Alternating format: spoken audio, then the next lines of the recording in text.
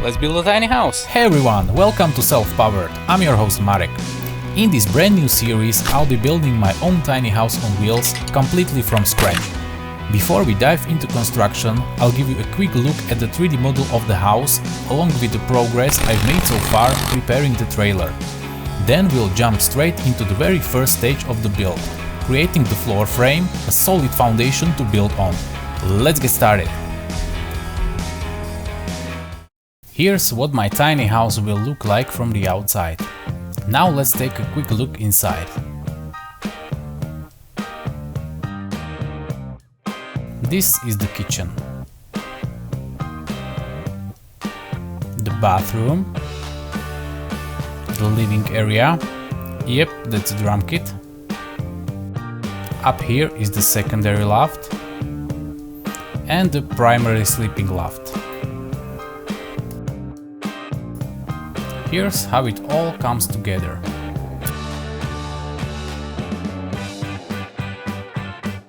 First things first, right now I'm finally finishing the prep work. I need to finish this hole, enlarge it to this size. There are a total of 10 holes like this around the trailer. You'll see their purpose later. So I'm gonna finish the hole, and meanwhile I'll show you what I've done already. I bought this trailer back in the summer of 2022. After a quick ride home, it said waiting until spring of 2025. The first step was removing the old trailer bed. As you can see, it was in really bad condition, not worth saving at all.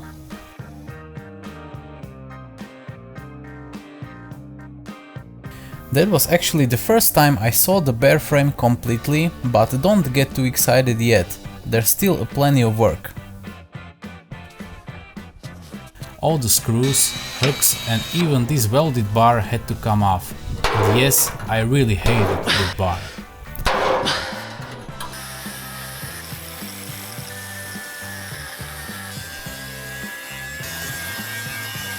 Once everything was cleaned up, I gave the frame a few touches of anti-rust paint. The next step was the lighting. The trailer got brand new lights and completely new wiring. What I thought would take just a few hours quickly turned into a 2-day project. Finally, I welded in brackets that will hold the house to the trailer. I used 5mm steel plates. And again, it took like 3 times longer than I expected.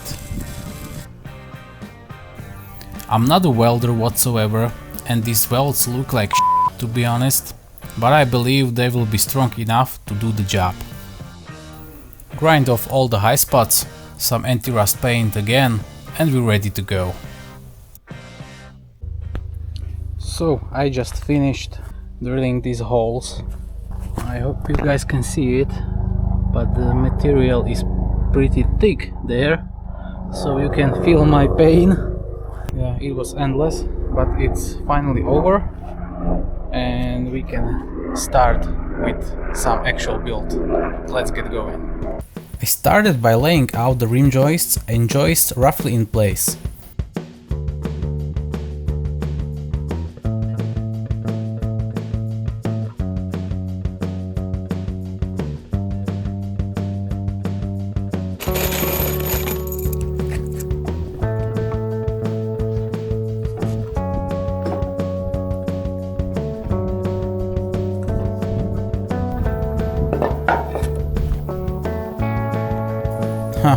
I could use a bit here, right?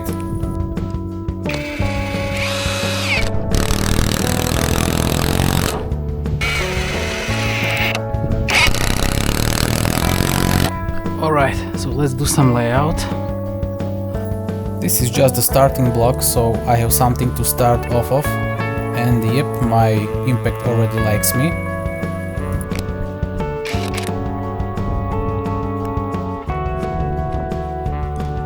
My plan was to build the subfloor upside down so I could attach the sheeting from underneath, which right now is actually the top side. What I didn't fully realize at the time were the consequences of that approach, and I ended up making a couple of mistakes.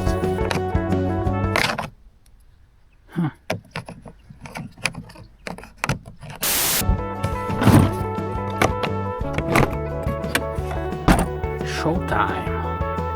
The first mistake was here. I crowned the joists up, but since they'll be flipped upside down later, I should have crowned them down. Anyways, lesson learned, but hey, life goes on.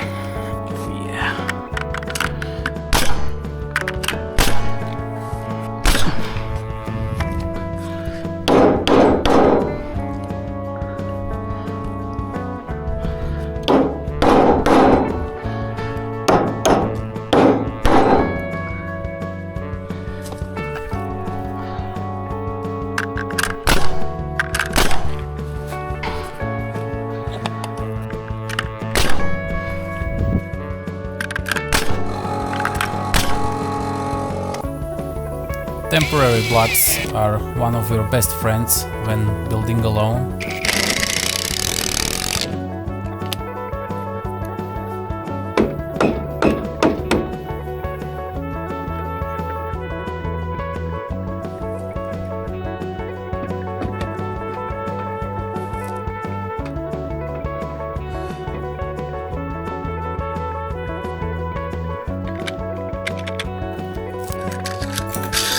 Crowning the joists up was a mistake I only realized much later. I was so excited about the progress that I made another mistake right away. But that one was obvious, so at least I caught it immediately. It was at this moment I knew. I messed up.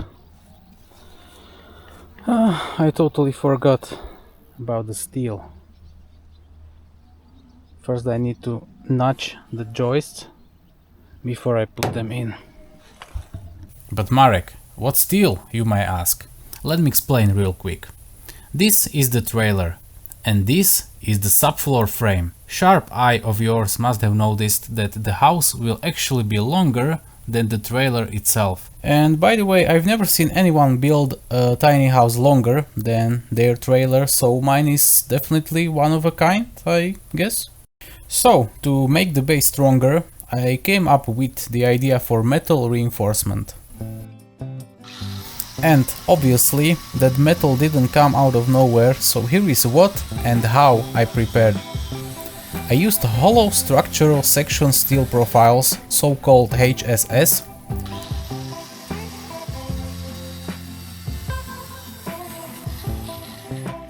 I cut them to length with angle grinder, and then I had to drill holes so I can connect them to both wooden frame and to each other.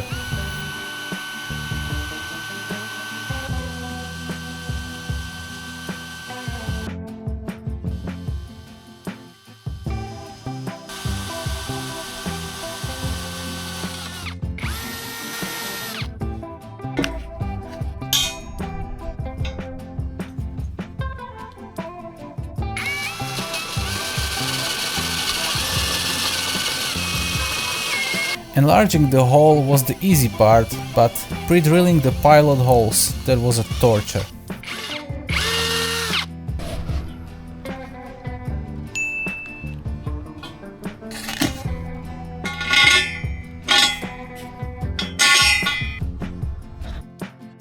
I naively thought drilling a couple of holes would be a 5-minute job. Oh boy, was I wrong, and I quickly realized this would take ages. Then I realized my dad has a bench drill. I've never used this machine before, so I had no idea how amazing piece of technology it is.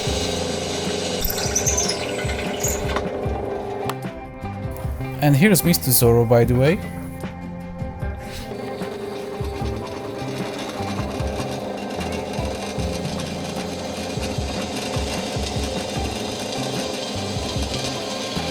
With the same drill bit, it came through that steel like a hot knife through butter, almost literally.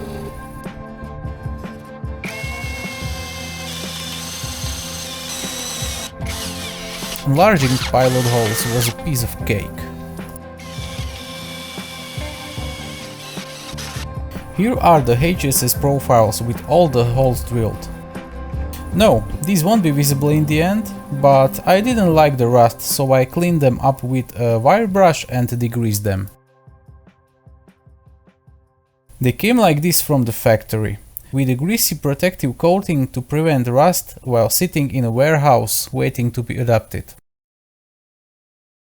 Then a heavy coat of anti-rust paint and voila!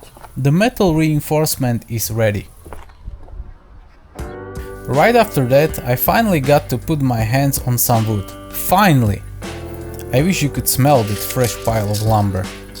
I precisely cut all the pieces for the subfloor framing to length, except for the blocking, which I cut right on side.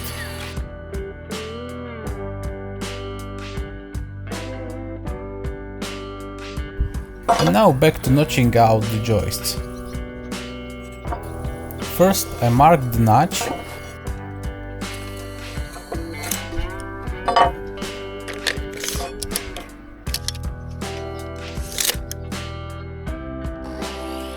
Cut it with miter saw, set to depth.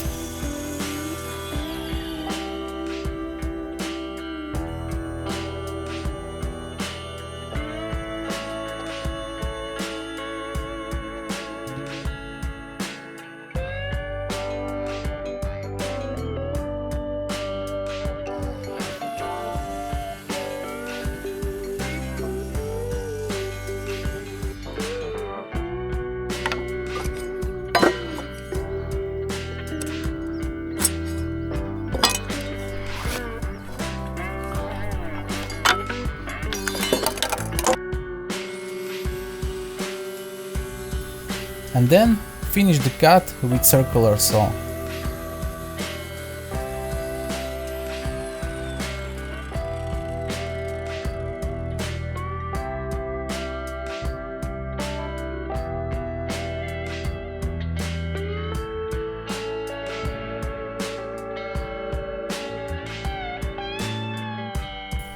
Then I could finish up installing the joists.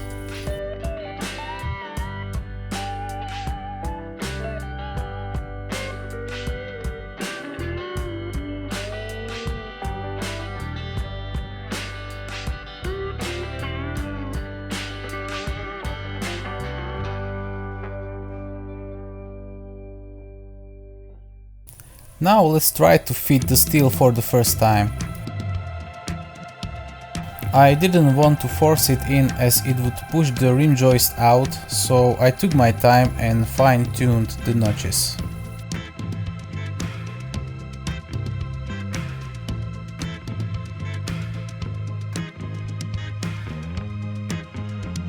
Let's assemble it together.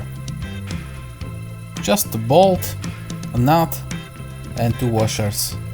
Simple as that.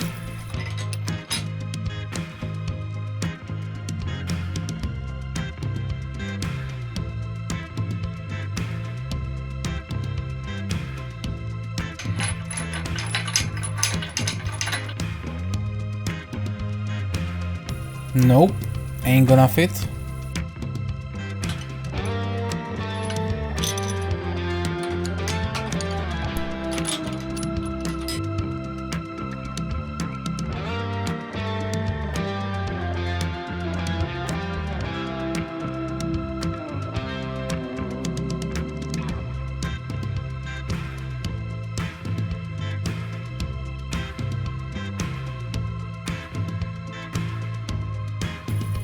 I tightened it reasonably snug and then it fit in like a glove.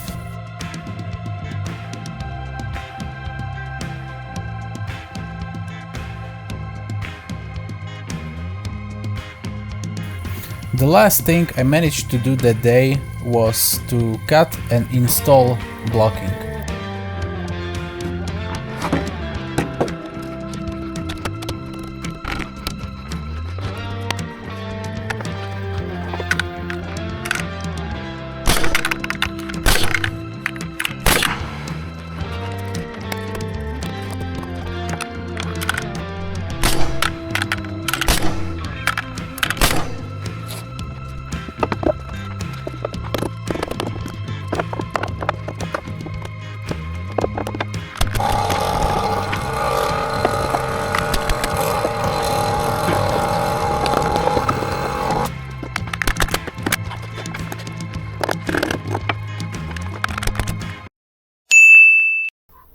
We've got another beautiful day in paradise. Let me show you results of yesterday's 12 hours of work. So basically the frame is done. I need to put some blocks here and there, mostly here. 2 more blocks because they will be fixed through these holes I drilled. Then I need to align everything square and straight, and then I can begin to lay down sheeting material. It's already here. The frame is squared. Let me show you something. I don't know, guys, if you can see it, but it's pretty damn straight. So we're in that corner. I don't have a long enough tape measure. The reading is 7861. And now let's do the other side. This is my little hack, so the tape measure won't slide off. And look at that. And that's it for today. Next time we'll move on to sheeting. We'll flip the entire base over, install the shower drain, make a mess, mount some brackets and get ready for insulation. I am Marek and you've been watching Self-Powered. Thank you so much for watching. Please consider subscribing. I'd love to see you around. Now go out and do something. I'll see you next time.